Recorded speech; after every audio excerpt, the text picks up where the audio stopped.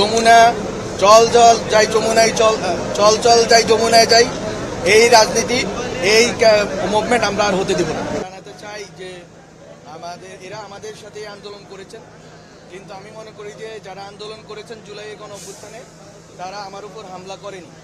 হামলা করেছে যারা এই আন্দোলনের নামে স্যাবোটেজ করতে চেয়েছেন। প্রথম থেকে কথা ছিল গতকালকে রাত্রে আজকে আমার সাথে তাদের মিটিং হবে, সেই মিটিং তারা করেননি। কথা ছিল আগামীকাল সকালে শিক্ষা উপদেষ্টার সাথে তাদের মিটিং হবে, সেই মিটিং তারা করেননি। বরং তারা তাদের কাছ থেকে ন্যায্য মনে করেছেন, তারা এখানে এতটুকুতে চলে এসেছেন। আমরা শুধু এতটুকু বলতে চাই, আজকে থেকে যমুনা চল চল যাই যমুনায় চল চল চল যাই যমুনায় যাই, এই রাজনীতি এই মুভমেন্ট আমরা আর হতে দেব না। আমরা এই ক্ষেত্রে স্ট্রিক্ট ভূমিকায় অবতীর্ণ হব, যথেষ্ট হয়েছে।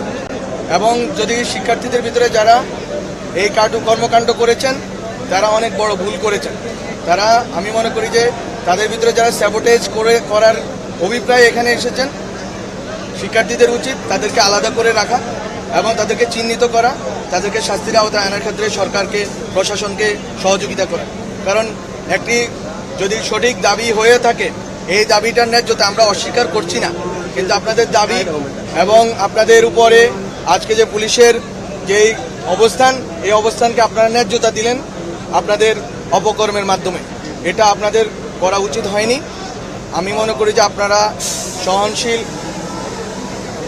এবং একটি আমার সাথে যেটা হয়েছে আজকে, আমি এখানে আসার পরে একটি অংশ যাদেরকে আমি মনে করি স্যাবোটুর, যারা স্যাবোটেজ করার জন্য বিভিন্ন আন্দোলনে ঢুকে, আমি শুধু তাদের নাম আজ উল্লেখ করব না, মিডিয়ার দায়িত্ব, প্রশাসনের দায়িত্ব তাদের এবং তাদের রাজনৈতিক সংশ্লিষ্টতা খুঁজে বের করা। আমি বলবো না, আপনারা খুঁজে বের করুন, দেখবেন একটি গ্রুপকে পাওয়া যাবে। এবং তাদের যেই নির্দিষ্টভাবে একজন ব্যক্তির প্রতি যে হিংসা গত 8 মাস ধরে রয়েছে এবং তাদের যেই হিংস্রতা অনলাইনে দেখা যায়, তারা আজকে এখানে এটা করেছেন। আমি জানি না, আমি শুধু আমার সন্দেহ জানিয়ে রাখলাম। প্রশাসনের দায়িত্ব, মিডিয়ার দায়িত্ব এটাকে খুঁজে বের করা। এবং এখানে বিভিন্ন আন্দোলনে যারা স্যাবোটেজ করবেন তাদের ব্যাপারে সাধারণ ছাত্রদেরকে বলতে চাই, স্যাবোটেজকারীদেরকে আলাদা করে। আপনাদের ন্যায্য দাবি সরকার শুনতে রাজি। আমি গতকালকে রাত্রেও মিটিংয়ের জন্য রাজি ছিলাম। আজকে রাত্রে আমার সাথে 9টায় মিটিং হওয়ার কথা ছিল, আগামীকাল সকালে মিটিং হওয়ার কথা ছিল।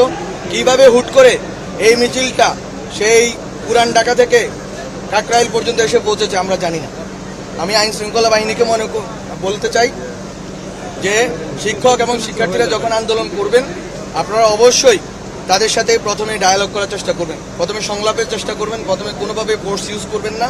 এটা আমাদের একটা ট্রমা, আমরা যারা অভ্যুত্থানে অংশ নিয়েছি।